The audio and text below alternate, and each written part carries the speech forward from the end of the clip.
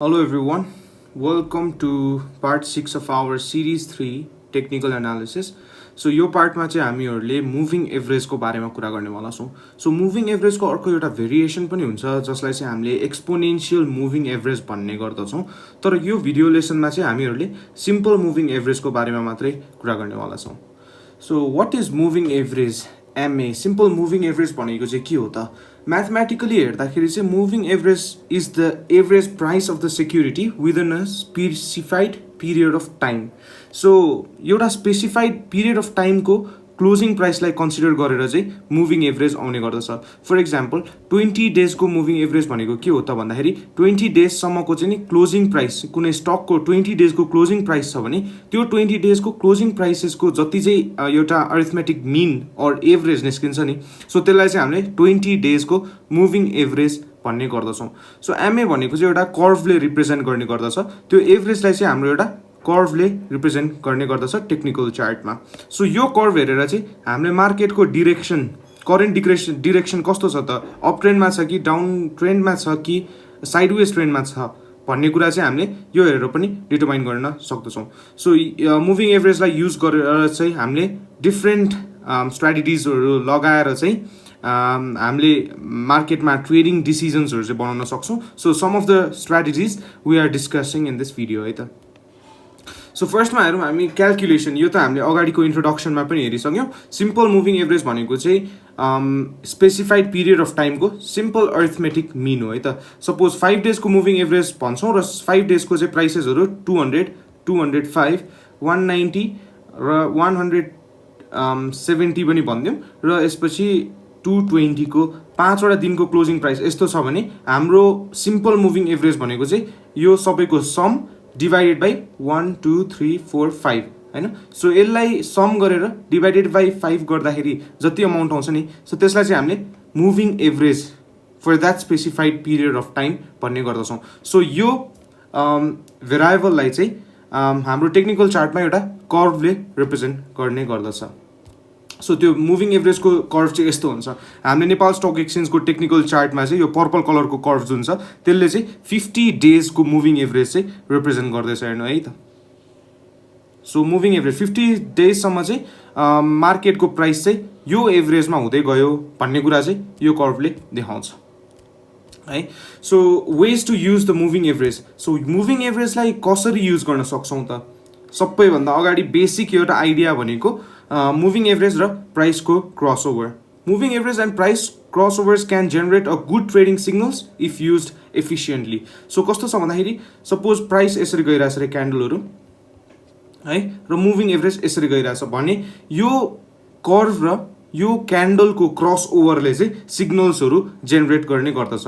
एउटा bullish signal दिन सक्छ when price crosses the moving average. Suppose moving average यस्तो छ र प्राइस यस्तो हुँदै गएर यसरी ब्रेकआउट गरेर जान्छ भने यसले चाहिँ एउटा बुलिस सिग्नल रिप्रेजेन्ट गर्ने गर्दछ भने प्राइस तपाईँको मुभिङ एभरेज यसरी गइरहेछ र प्राइस यसरी आएर तल्लोपट्टि ब्रेकआउट गरेर जान्छ भने यसले चाहिँ बियरिस सिग्नल दिने गर्दछ. सो यसरी चाहिँ प्राइस र मुभिङ एभरेजको क्रसओभरले हामीले चाहिँ बुलिस अर बियरिस सिग्नल हामीले चाहिँ डिटरमाइन गर्न सक्छौँ यो क्रसओभरलाई हेरेर. सो यसरी एउटा एक्जाम्पल हेर्नु. मुभिङ एभरेज यो पर्पल लाइनले रिप्रेजेन्ट गर्दैछ. यो चाहिँ हाम्रो 10 डेजको मुभिङ एभरेज भयो है त. सो मुभिङ एभरेज यसरी गइरहेको थियो र यहाँबाट हेर्दाखेरि तपाईँको यो लेभलमा आएर मुभिङ एभरेजले ब्रेकआउट दिएर यहाँ हामीले सपोर्ट एन्ड रेजिस्टेन्स ड्र गरेर यसलाई चाहिँ रेजिस्टेन्स लेभल डिटरमाइन गर्न सक्थ्यौँ र यसलाई क्रस ओभर गरिदियो, यसलाई ब्रेकआउट गर्यो एउटा क्यान्डलले. त्यो अनुसार त्यसरी नै अर्को मुभिङ एभरेजलाई पनि प्राइसले ब्रेकआउट दिएको छ नि. सो यसले चाहिँ सपोर्ट एन्ड रेजिस्टेन्स र मुभिङ एभरेजको ब्रेकआउटको कन्फर्मेसन लिएर अब चाहिँ मार्केट बुलिस हुनेवाला छ भन्ने कुरा हामीले यो लेभलमा डिटरमाइन गर्न सक्यौँ. हेर्नु त यतापट्टि मुभिङ एभरेजलाई एउटा बुलिस क्रस ओभर दिएको देखिन्छ प्लस सपोर्ट एन्ड रेजिस्टेन्सलाई कन्भाइन गर्दाखेरि रेजिस्टेन्सलाई पनि ब्रेकआउट गरिएको हामी देख्न सक्छौँ. सो यसरी हेर्दाखेरि चाहिँ हामीले यो क्रस ओभरलाई लिएर पनि एउटा बुलिस सिग्नल आउँदैछ है भन्ने कुरा चाहिँ डिटरमाइन गर्न सक्यौँ. त्यसरी नै यहाँ हेर्दाखेरि तपाईँको प्राइसले तल्लोपट्टि ब्रेकआउट दिएको छ हाम्रो मुभिङ एभरेजलाई. यता हेर्न सक्नुहुन्छ प्राइसले तल्लोपट्टि मुभिङ एभरेजलाई ब्रेक आउट दिएको छ. त्यसको मतलब चाहिँ अब बियरिस मुड चाहिँ सुरु भयो मार्केटको भनेर हामीले यो लेभलमा डिटरमाइन गर्न सक्थ्यौँ है. सो यसरी चाहिँ हामीले एउटा सपोर्ट पनि ड्र गर्थ्यौँ. यता सपोर्ट प्लस मुभिङ एभरेजलाई पनि ब्रेकआउट दिएको छ, त्यसको मतलब चाहिँ एउटा स्ट्रङ बियरिश सिग्नल हो है भनेर चाहिँ ट्रेडर्सहरूले डिटर्माइन गर्न सक्थ्यो यो moving average plus support and रेसिस्टेन्सलाई कम्बाइन गरेर। सो यसरी चाहिँ हामीले हेर्न सक्छौँ। यता पनि हेर्न सक्नुहुन्छ, यता बुलिस सिग्नल दिएको छ, मार्केट बुलिस गयो, यताबाट फेरि डेड क्रसओभर दिएको छ, योबाट चाहिँ मार्केटले एउटा बियरिश मुभ लियो, फेरि यो लेभलमा आएर माथिपट्टि गएको देखिन्छ, जसले चाहिँ एउटा राम्रो बुलिस मुभै लियो, फेरि यो लेभलमा आएर यो मुभिङ एभरेजलाई डाउनवर्ड ब्रेक दिएको छ र मार्केटले एउटा बियरिश मुभ कन्टिन्यू गरि नै हाल्यो। सो यो अनुसार चाहिँ हामीले प्राइस र मुभिङ एभरेजको क्रस ओभर हेरेर चाहिँ एउटा सिम्पल ट्रेडिङ डिसिजन चाहिँ हामीले लिन सक्छौँ मुभिङ एभरेजबाट।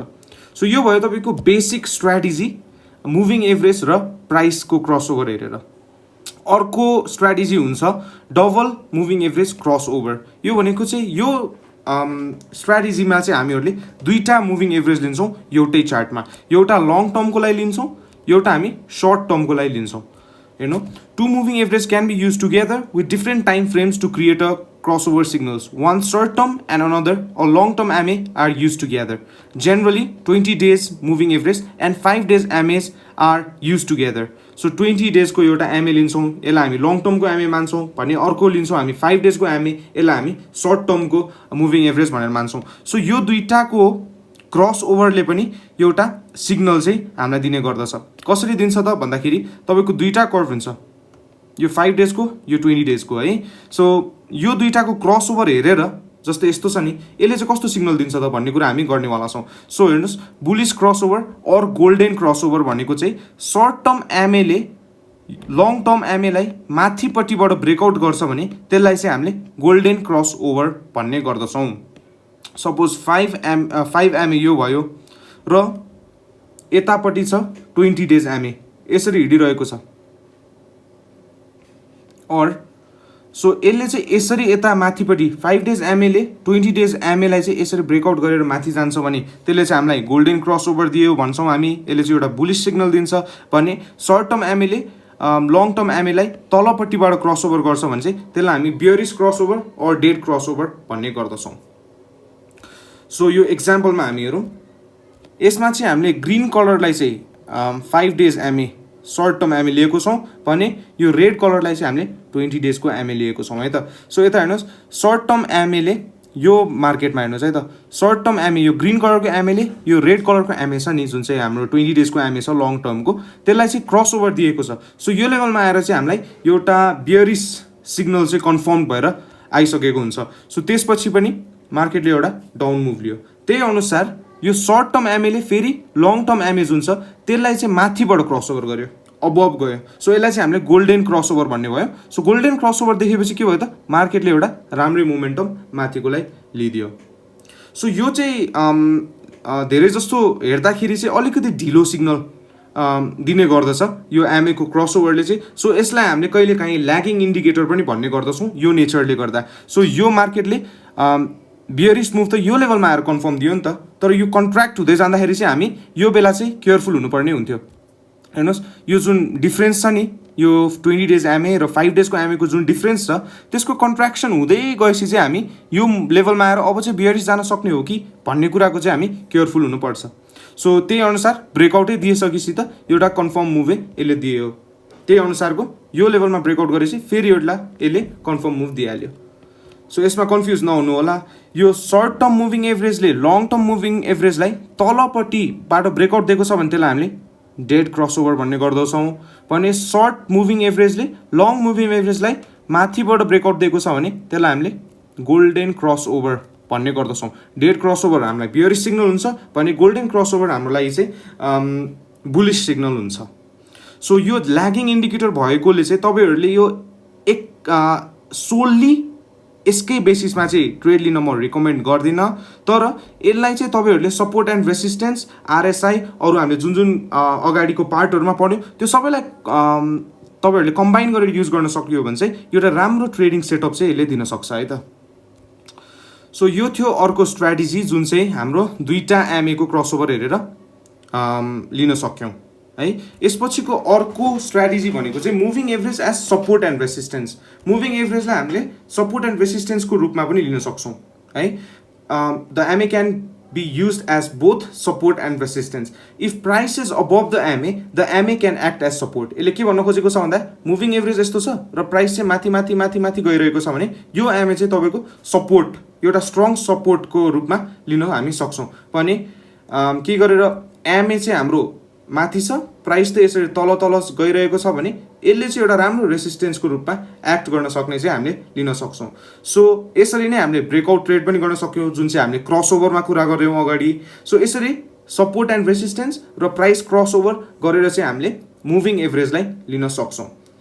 तर यो सपोर्ट एन्ड रेजिस्टेन्स बनाउँदा चाहिँ तपाईँले एमए को टाइम फ्रेम कुन लिनुभएको छ त्यो चाहिँ एकदम म्याटर गर्छ है। तपाईँले त्यो सपोर्ट एन्ड रेजिस्टेन्स जुन छ एमए त्यसलाई चाहिँ एउटा highly reactive to the prices हुने गरेर एडजस्ट गर्नुपर्ने हुन्छ।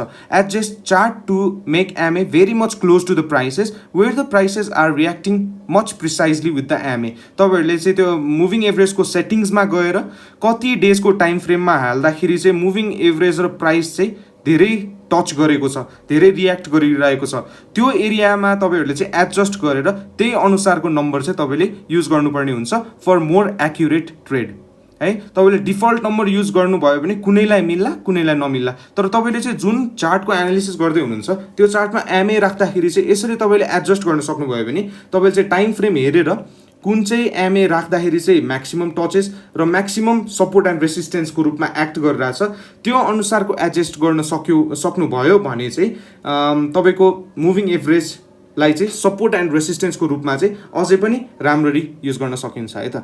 सो यो एउटा इक्जाम्पल हेरौँ। यो चाहिँ मैले 10 डेजको एमए लिएको छु।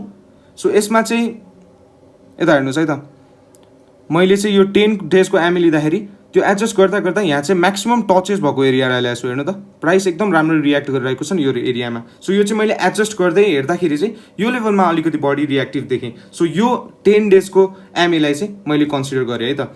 सो यस्तो गर्दाखेरि चाहिँ कस्तो भयो भन्दाखेरि तपाईँको प्राइस माथि छ, प्राइस माथि छ तपाईँको हेर्नुहोस्, प्राइस अहिले एमएको माथि छ नि। सो यसले चाहिँ सपोर्टको रूपमा एक्ट गरिरहेको छ। हेर्नु त यो लेभलमा सपोर्ट ब्रिज गर्न अलिक गाह्रो भयो, यो लेभलमा ब्रिज गर्न गाह्रो भयो, यो लेभलमा ब्रिज गर्न गाह्रो भयो। सो यसले चाहिँ यही सपोर्ट मेन्टेन गर्दै यो लेभलसम्म आइपुग्यो। तर हेर्नुहोस् बेसिक सपोर्ट एन्ड रेसिस्टेन्स जस्तै जब यो सपोर्टलाई ब्रिज गर्यो त्यसले चाहिँ एउटा राम्रो बियरिश मुभ पनि लियो है। फेरि यो तल जाँदाखेरि तपाईँले याद गर्नुभयो यो लेभल जुन क्रस ओभर गरिसकेको थियो नि, प्राइस बिलो आएपछि यो लेभललाई अहिले रेजिस्ट गर्दै जान्छ। सो यो लेभललाई चाहिँ हामीले एज अ रेसिस्टेन्स युज गर्न पाएँ नि है। यो जुन माथिको लेभल छ, प्राइस तल छ, एमए माथि छ नि। सो यो लेभललाई चाहिँ हामीले रेसिस्टेन्सको रूपमा युज गर्न पायो। बेसिक सपोर्ट एन्ड रेसिस्टेन्स जस्तै रेसिस्टेन्स ब्रेक भयो, बुलिस मोमेन्टम आउने हामीले फेरि देख्यौँ। सो यो लेभललाई फेरि यसले सपोर्ट बनाउँदै गयो। हेर्नुहोस् सपोर्ट बनाउँदै गयो है। फेरि यसो ब्रेकआउट हुँदै गयो। फेरि यो लेभलमा जब प्राइस माथि छ राम्रो सपोर्ट बन्दै गयो, फेरि यो लेभललाई ब्रेकआउट गर्यो, त्यही अनुसारको डाउन ट्रेन्ड सुरु भयो। सो यसरी नै तपाईँले चाहिँ मुभिङ एभरेजलाई पनि सपोर्ट एन्ड रेसिस्टेन्सको रूपमा चाहिँ